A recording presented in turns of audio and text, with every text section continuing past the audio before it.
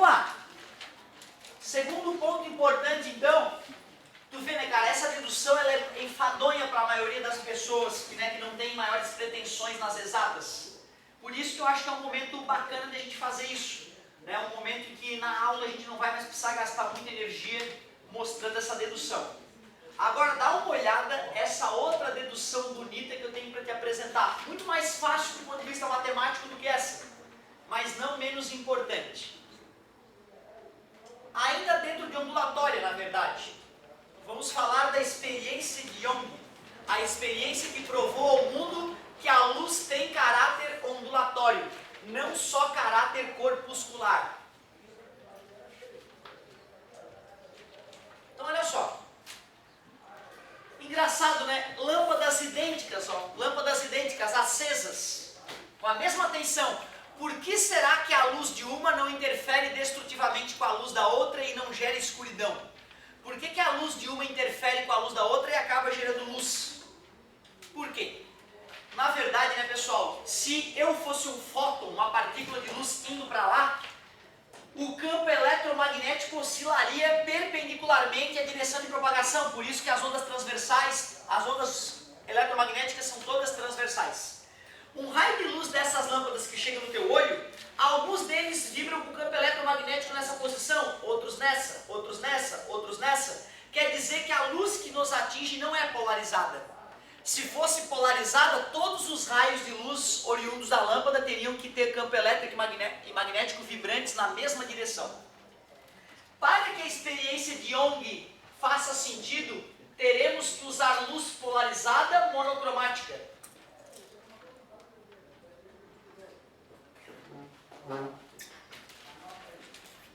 Experiência de Young. Então, fonte de luz. Fonte de luz monocromática. O que significa isso? Uma única cor. Eu vou fazer essa fonte de luz passar por uma fresta bem estreitinha, fazendo com que só uma certa direção de vibração de campo eletromagnético consiga atravessar o orifício. Portanto, a luz que emergir dessa fresta vai ser polarizada. Luz polarizada.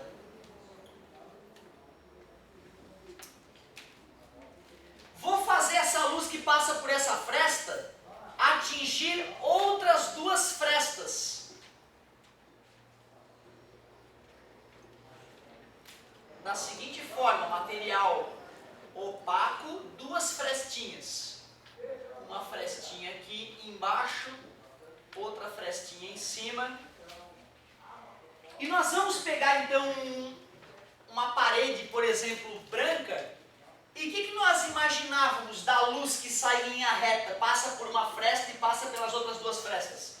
Nós pensamos em descobrir duas franjas luminosas na parede, já que a luz anda em linha reta, a luz que passa por essa fresta atinge a parte superior da parede, a luz que passa pela outra fresta atinge a outra parte da parede e deveríamos ver duas frestas, duas franjas luminosas.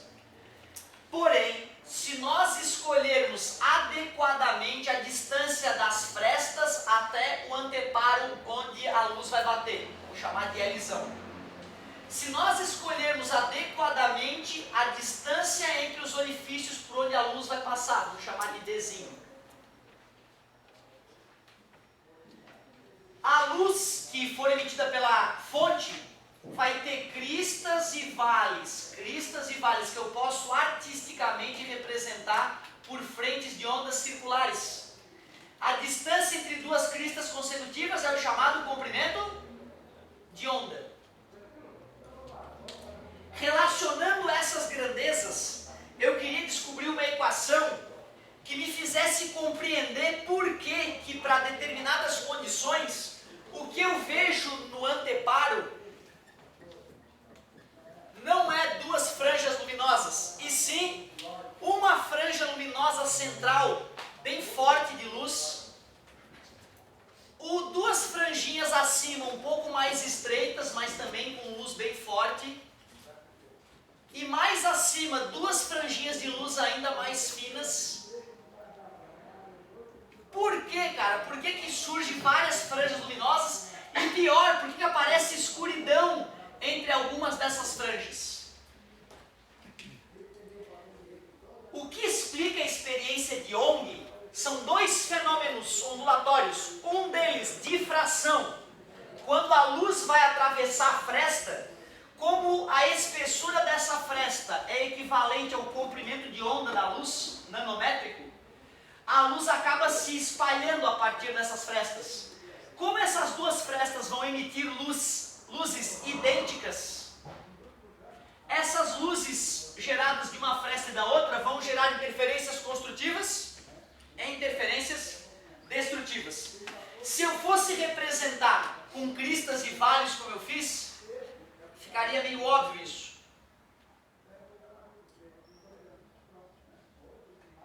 Se eu continuar esse desenho, fica fácil mostrar para o aluno que bem no meio entre os orifícios vai ter vale com vale, vai ter crista com crista, e eles vão se interferir construtivamente, gerando aqui bem no meio luz bem forte. Se eu for analisar um pouco acima ou um pouco abaixo dessa linha central entre os orifícios, eu vou ter uma linha pontilhada batendo numa linha cheia, ou seja, uma crista interferindo com um vale. Quer dizer que vai ter um campo elétrico apontando para cima e um campo elétrico idêntico apontando para baixo. Como o campo elétrico é uma grandeza vetorial, vai se anular dando escuridão, luz com luz dando escuridão, o que viola os princípios da ótica geométrica, mostrando que a luz é muito mais delicada do que a gente imaginava. Mas o objetivo da aula de agora não é só te pedir para que saibas que o que explica a experiência de Young é difração, capacidade que uma onda tem de contornar obstáculos, que são os orifícios, e interferência.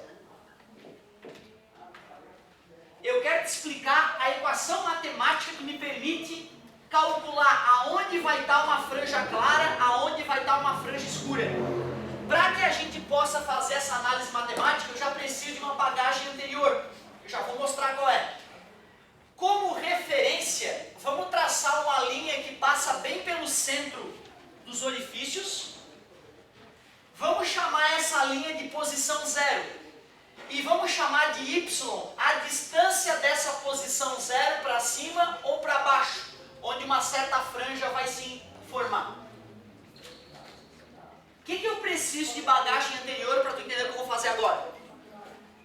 Para uma das turmas eu já mostrei o que era fontes em fase. E já mostrei o que era fontes em oposição de fase. Se eu tenho duas fontes, fonte F1 e fonte F2, gerando ondas em fase, uma gera crista, a outra gera crista. Uma gera vale, a outra fonte gera vale ao mesmo tempo.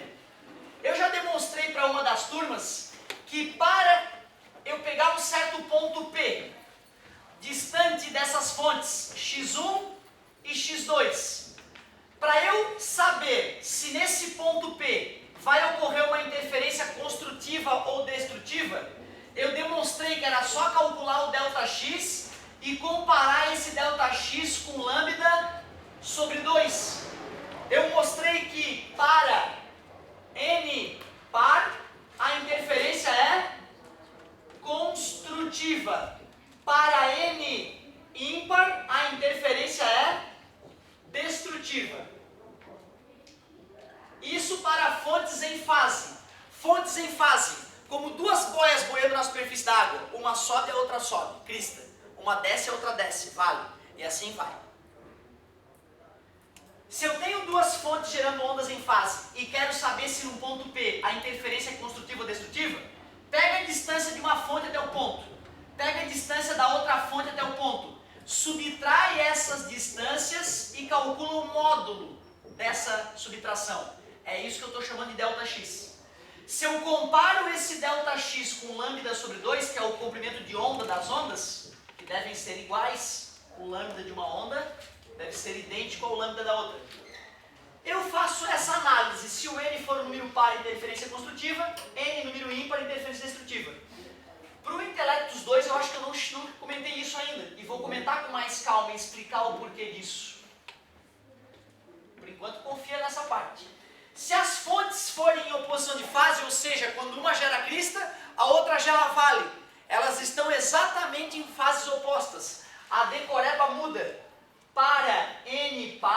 a interferência vira destrutiva. Para N ímpar, a interferência fica construtiva. Esses dois buraquinhos funcionam como fontes em fase ou em oposição de fase? Essas duas frestas de luz emitem luzes diferentes ou idênticas? Sai luz por esse orifício, essa luz atinge igualmente os dois orifícios, essas fontes de luz funcionam como fontes em fase. Então o que eu tenho que ter em mente para a continuação da aula é aquela decoradinha ali. Agora prestem atenção na simplicidade do que eu vou te mostrar. Vê se vocês concordam comigo. Para a luz bater num certo ponto P aqui do anteparo, a luz vai ter que ter um caminho a partir do orifício de baixo e vai ter que ter um outro caminho a partir do orifício de cima.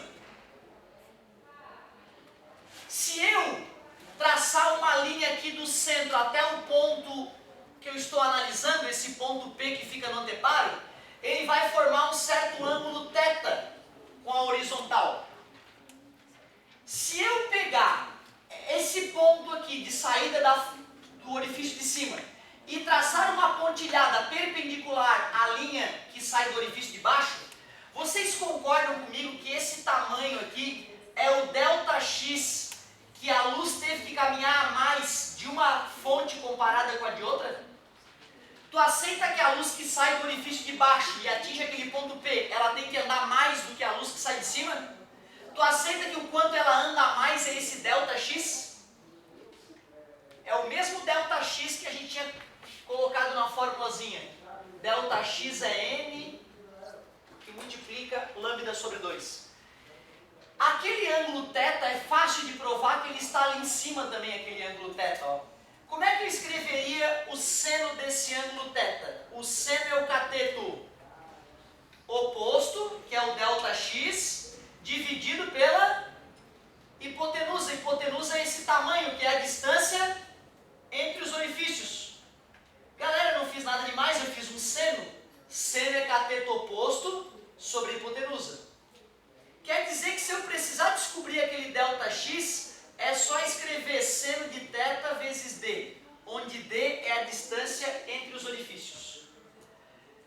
Mas vem cá, se esse tamanho todo aqui é L, isso aqui também é um triângulo retângulo, vocês devem aceitar que a tangente de θ é o cateto oposto, y, sobre o cateto adjacente, que é a distância da placa com os orifícios até o anteparo, que a gente chamou de L. O que nós acabamos de falar para ângulos pequenos? Para ângulos pequenos, se θ menor que 10 graus, o seno de θ é aproximadamente igual à tangente de θ. Nós sabemos que essa relação nos permite dizer se a interferência é construtiva ou destrutiva. Te mostrei que o ΔX para a experiência de Young pode ser calculado por seno de θ vezes d.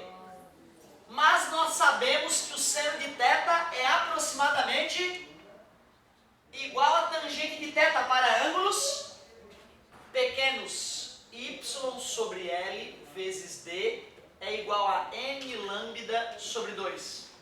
Se tu quiser escolher qual é o comprimento de onda da luz que tu deve usar para obter sucesso na tua experiência de Young, é só isolar o lambda. Está dividindo, passa multiplicando. E está multiplicando, passa dividindo. Essa é a fórmula que o material da concorrência acaba trazendo para tentar explicar para a galera a experiência de Young. O detalhe é que a apostila não menciona de onde é que vem a fórmula, né? É uma fórmula bem bizarra, cara. 3 coisas nós fizemos para obter a fórmula. Entendemos a fórmula da interferência de ondas em fase, que para o intelecto dos dois eu quero poder trabalhar melhor essa ideia. E tivemos que usar seno e cosseno nos triângulos retângulos que se formaram da geometria formada na experiência de Young. Deixa eu ver se tu pelo menos sabe reconhecer o que é cada grandeza dessa fórmula. O que é o lambda mesmo? Comprimento de onda utilizado, da luz monocromática usada na experiência. O que é o y? Distância até a franja central. Distância até a franja central. O que é o Dzinho? Distância entre os orifícios.